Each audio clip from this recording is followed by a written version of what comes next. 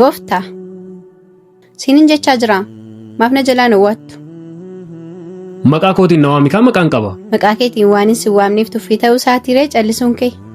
An akka kee miti. Jechuun kee? Jechuun koo nama tuffachuun kun natti hin tolu. Muuxannoo siin qabu immoo akka kee kanatti. Nama tuffattaa naan jechaa jirta. Hin beektu mo'ati? Hin beekun ture. Meenatti eessatti faansi tuffadhe? Ammayyuu yeroo ammaa kana na tuffachaa jirtaamu. Miironni dubbii kee kana duuba jiran hundumti isaanii otoo gocha ta'anii rasaasa caalaa akka nama miidhan beektaa? Ani kan hin jedhu garuu amaloota akkasii xixinnaa kana eessaa barte? Nama wajjin ture irraa siin jedhu? Jedhi rakkoon qabu. Mee waa'ee nama sanaas natti himi. Dhiisi, inni seenaa dheeraadha. Gabaabsituma natti himi. Anis yeroon qabu waan ta'eef gara hojii kiyyaan deema. Hin danda'u. Ati hin dandeessu taanaan an gabaabseessitti mana dhaggeeffadhu. Maal? Waan hundumaa. Tole. Yeroo wayitti gatii meeshaatiin itti dhiyaattee jennaan akkuma meeshaa manaa kamiittuu maallaqaan si bite. Sana booda gaafa ati tajaajila kee geessitu meeshaa biraatiin bakka si buuse. Ana giiftii eenyuyyuu akkasitti natti haasa'e hin beeku. Sin ajaa'ibu anis yeroo jalqabaatiif kan akkatti namatti haasa'e. Sanuu sitti. Kanaafuu maal si gargaaru? Yoo dandeesse gaafii koo addaan na jalaan kutin. Nan xumuradhaa na dhaggeeffadhu. Maali si dhaggeeffadha? Arrabsoo kee si dhaggeeffadha? Gaafiin koo erga namummaa kee haaltee gabaa meeshaa dhaabachuun kee oolle. Maaf gabaa warqeen dhaabanne gabaa gatii gaariin itti bitamtu. Inni sin ilaallatu.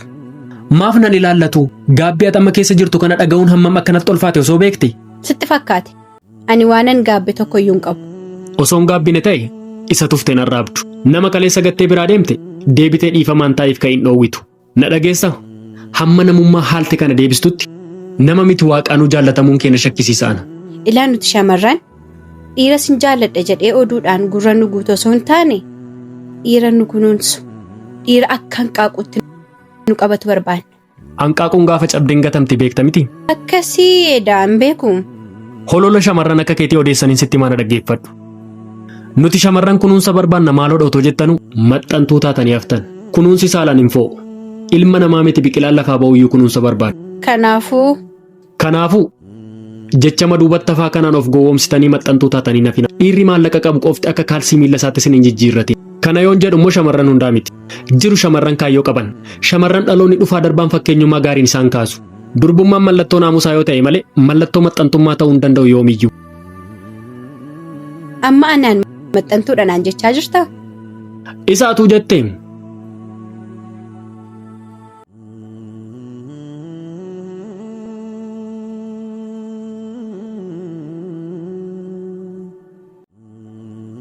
Maal amma saatii kanaatti turaa isayyuu? Har'as moo? Si jalaan ture miti dhiifamu. Lakki. Tole natti muufatiin kana gaanaan jedhe. Suruma nagaasiin jedha? Maaf dheekkamtaa leensu maaf waan taate na hubachiistu. Ati nan dhageessu kanaafin dubbachuurra callisuu filadha yeroo baay'ee. Maaf nan hubattu garuu ati? Ani sin hubadhu moo? Otoo na hubatatee uffannaa kanaan dura koo deddeebitee nan dhiphistu turte. Guyyaa tokkollee uffannaan koo dhiphina keetiif sababa ta'a jedhee yaadeen beeku. Amma haasaa biraan barbaadu ani maaf uffata kana uffattee dhufte? Hojiidhaaf hin manaa baheem achumaan immoo yeroo ati naa bilbiltu si argachuudhaaf as dhufe. Tole gaarii goote. Hojiidhaaf erga manaa baatee as dhufuun sirra hin turreem achumaan hojii kee deemutu sirra ture. Leensu maal taate si bira dhufuun koo dogoggora? Eeyyee. Akkamitti? Akka isaan gaafatiin gaaffii si gaafadhuuf deebinaaf laadhu. Tole. Boor guyyaa maalinni? Sanbata guddaadha kaa? Ashoo obsa koo nan fixachiisin. Leensu atuyyuu obsa nan fixachiisi yoo dandeesse tasgabbaa'ii na haasofsiisi. Ilaa yeroo xumuraafis si gaafadha boor guyyaan maalinni? Ati natti mi'aan hin beeku. Guyyaan dhaloota koo yoomi? Guyyaa dhaloota kee ta'uu isaa natti himuuf yeroo amma kana gubuun sin barbaachisu ture. Gabaabsitee boru guyyaa dhaloota kootii naan jechuu dandeessa. Baay'ee nama dhibdaamati. Akkamitti guyyaa dhaloota koo dagatta? Ilaa leensu koo erga wal baree turtii waggaa tokkooyyuu hin guunne kana keessatti akkamittiin beekuu danda'an guyyaa dhaloota kee? Dirqama beekuu qabda turte. Afachuu guyyaa dhaloota kee ayyaana waggaa seetee moo kan kalaandariin cufaa oolu? Amma qarshii naaf laadhu bor guyyaa dhaloota koo hiriyoo tokko wajjiniin waan hin kabajuuf qarshii na barbaachisa. Anis nan dhufa kaa? Hee uffata kana immoo? Lakki namummaa kanaan ilawaa tokkoon sitti maana dhaggeeffadhu. Ani karooran hoteelaarra naanna'ee si wajjin guyyaa dhaloota kee kabajuu qabu. Boruun beekneen qoda bukoon ishee sagali jedha Oromoon. Maal jechuudha? Mammaaksa Oromooti.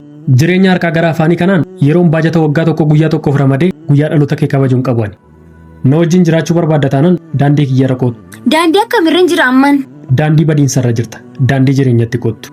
Ilaa namni hiriyaa baay'isu jiruun qabu. Hiriyaan lafa nyaataa baay'een ishiirra keessoodha. Fakkeessituudha. Sirraa nyaachuuf malee hundi gammachuu kee qoddachuuf hin dhufu. Hiriyaan mana farsoo hamummachii farsoo ta'e turee namarraa gala. Itti yaadi. Uff.